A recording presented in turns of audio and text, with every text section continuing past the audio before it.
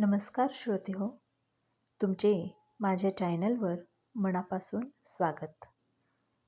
तर श्रोते हो, आजची कथा आहे विठ्ठलरावांची. विठ्ठलराव म्हणजे अशा वडिलांची ज्यांनी आयुष्यभर त्याग, बलिदान आणि शेवटी अपेक्षा सहन केली. खेड्यात राहणारे विठ्ठलराव. तरुणपणीच पत्नी वारली. पदरात 2 लहान मुले. नातेवाईकांनी खूप आग्रह केला, दुसरं लग्न कर, मुलं कोण सांभाळणार. पण विठ्ठलरावांनी ठाम नकार दिला. दुसरी आई आली आणि तिने माझ्या लेकरांना नीट नाही वागवलं तर, याच धास्तीने त्यांनी स्वतः आई आणि बाप दोन्ही होऊन मुलांना वाढवलं. काबाड कष्ट करून दोघांना शहरात साहेब बनवलं. त्यांची लग्न करून दिली. म्हातारपणात आल्यावर विठ्ठलराव शहरात मुलांकडे राहायला आले. पण तिथे आल्यावर त्यांना कळले की ज्या लेकरांसाठी त्यांनी आयुष्य वेचलं, त्यांच्या घरात त्यांच्यासाठी हक्काची जागाच नाही. दोन्ही सुनांना सासऱ्यांचा कंटाळा येऊ लागला. विठ्ठलरावांना नीट ऐकू येत नसे. कधीकधी विसरभोळेपणामुळे त्यांच्याकडून काही सांडायचे. हे सुनांना सहन व्हायचे नाही. शेवटी दोन्ही मुलांनी आणि सुनांनी मिळून एक सुवर्ण मध्य काढला. विठ्ठलरावांची वाटणी. महिना 30 दिवसांचा. मग 15 दिवस मोठ्या मुलाकडे आणि 15 दिवस लहान मुलाकडे. विठ्ठलरावांना सर्वात जास्त दुःख 15व्या दिवशी व्हायचे. 15वा दिवस उजाडला की त्यांच्या पोटात धस्स व्हायचे.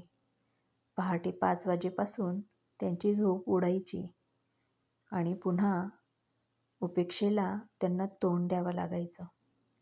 मोठ्या सुनेला जणू ओझं उतरवल्यासारखं वाटायचं. ती बाबांची जुनी ट्रंक आणि कपड्यांची गाठोडी जिन्यापाशी आणून ठेवायची आणि लहान सुनेला फोन करून सांगायची, घेऊन जा तुमचे बाबा, आज आमचे 15 दिवस संपले. विठ्ठलराव निमूटपणे तो अपमान सहन करत होते. विठ्ठलराव मुकाट्याने आपले सामान उचलून दुसऱ्या मजल्यावर जायचे. नातवंडांना मात्र आजोबा खूप आवडायचे. आजोबा त्यांना गावाकडच्या गोष्टी सांगायचे. पण सुना मुलांना आजोबांपासून लांब ठेवायचा प्रयत्न करायच्या. आजोबांचे कपडे घाणेरडे असतात, त्यांच्याजवळ जाऊ नका, असे ते मुलांना सांगत. विठ्ठलराव अधूनमधून कधीतरी गावाला जायचे. तिथून येताना ते आपल्या शेतातील राणी बोरं घेऊन यायचे. बोरं घेत असताना विठ्ठलरावांना मनोमन आनंद व्हायचा की आपण काहीतरी खाऊ मुलांना घेऊन जाऊ. ती बोरं खूप गोड असायची. पण सुना ती बोरं घरात येऊ द्यायची नाहीत. मग विठ्ठलराव ती बोरं जवळच्या बाजारपेठेत विकायला बसायचे. बोरं विकून जे काही 4 पैसे मिळायचे, त्यातून ते आपल्या नातवंडांसाठी गुपचूप खाऊ आणि खेळणी आणायचे. आणि असं करत 15 दिवस उलटायचे. विठ्ठलराव नातवंडांकडे बघून 15 दिवसांपैकी एक दिवस कसा तरी पास करायचे. मात्र एका 15व्या दिवशी मोठी सून खूप चिडली. विठ्ठलरावांकडून काचेचा पेला फुटला. तिने त्या दिवशी बाबांचा अपमान केला आणि त्यांचे कपडे रागाने फेकून दिले. विठ्ठलरावांच्या डोळ्यातून पाणी आलं.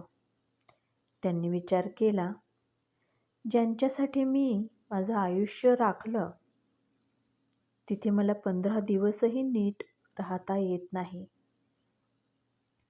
त्या दिवशी विठ्ठलराव बाजारात बोरं विकायला बसले होते आणि त्या बोरांकडे एकटक बघत झालेला अपमान ते परत परत आठवत होते. त्यांचे डोळे पाण्याने डबडबले होते. ती बोरं त्यांच्या डोळ्यातील आसवांनी जणू जास्तच रसरसलेली दिसत होती. दुपार झाली, संध्याकाळ झाली, पण विठ्ठलराव घरी परतलेच नाहीत. रात्र झाली तरी बाबा घरी आले नाहीत म्हणून चर्चा झाली आणि दोन्ही मुलांनी धावपळ सुरू केली. बाबांचा इथे तिथे शोध घेतला आणि शोधता शोधता त्यांना बाजारात बाबांची रिकामी टोपली आणि त्यांची काठी सापडली. ती त्यांनी ओळखली. तिथे एका चिठ्ठीत बाबांनी लिहिलं होतं, तो आजपर्यंतचा सर्व अपमान. आजपर्यंत बाबांच्या मनात काय चाललं होतं आणि 15-15 दिवसांच्या वाट्यामध्ये बाबांना मनाला ज्या यातना झाल्या होत्या, त्या यातना बाबांनी त्या पत्रामध्ये नमूद केल्या होत्या. ते पत्र वाचत असताना जणू काही बाबाच ते बोलत आहेत असा भास त्या मुलांना होत होता. बाबांनी लिहिले होते, बाळांनो, 15 दिवस तुझे आणि 15 दिवस तुझे यात माझा श्वास गुदमरत होता. ज्या घरचा पाया मी रचला होता तिथे मी पाहुणा झालो होतो. नातवंडांना माझा खाऊ द्या. आता तुम्हाला माझ्या 15-15 दिवसाच्या वाटणीचा त्रास होणार नाही. मी माझ्या हक्काच्या घरी म्हणजे तुमच्या आईकडे जात आहे. विठ्ठलराव पुन्हा कधीच परतले नाही. त्यांनी वृद्धाश्रम गाठला होता की नदीत उडी घेतली होती हे कोणालाच कळले नाही. मुलांनी खूप शोध घेतला, परंतु विठ्ठलराव कुठेच आढळले नाही. आज दोन्ही सुनांच्या घरात शांतता आहे, पण ती शांतता बोचणारी आहे. नातवंड रोज विचारतात, आजोबांची बोरं कधी येणार आणि आजोबा कुठे आहेत? आम्हाला छान छान गोष्टी कधी ऐकायला भेटतील? मुलं आजोबांच्या आठवणीने बेजार होत होते आणि ताप काढून घेत होती. सुनांना आता पश्चाताप होत आहे, पण आता वेळ निघून गेली होती. घरातील रिकाम्या कोपऱ्यात आता फक्त विठ्ठलरावांचा हसरा फोटो आहे,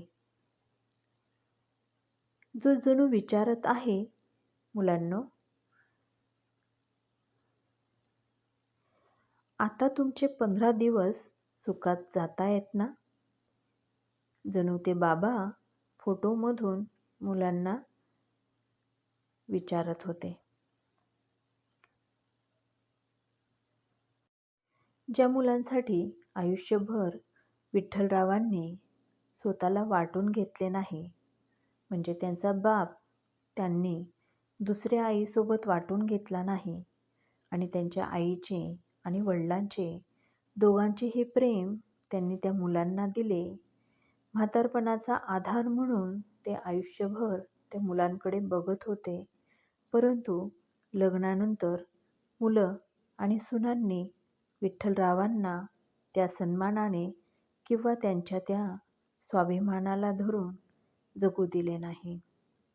15-15 दिवसांचा अपमान विठ्ठलरावांनी टप्प्याटप्प्याने सहन केला. श्रोते हो, आई वडील हे घराचे ओझे नसून आशीर्वाद असतात. त्यांची वाटणी करणे म्हणजे आपल्याच अस्तित्वाचे तुकडे करण्यासारखे आहे. वेळ निघून जाण्यापूर्वी त्यांची किंमत करायला शिका. 4 धाम 4 यात्रा करण्यापेक्षा आपल्या आईवडिलांच्याच चरणांमध्ये सर्व देवस्थान आहेत हे जाणून त्यांची किंमत करायला शिका. कारण पुन्हा गेलेला माणूस पुन्हा डोळ्याला दिसत नाही. तसंच आईवडील कोणत्याही बाजारात आपल्याला मिळणार नाहीत. पैसे देऊन आपण सर्व गोष्टी विकत घेऊ शकतो, परंतु आपल्याला आईवडील पैसे देऊन घेता येणार नाहीत. म्हणून जोपर्यंत ते तुमच्या आयुष्यात आहेत तोपर्यंत त्यांची किंमत करा. धन्यवाद.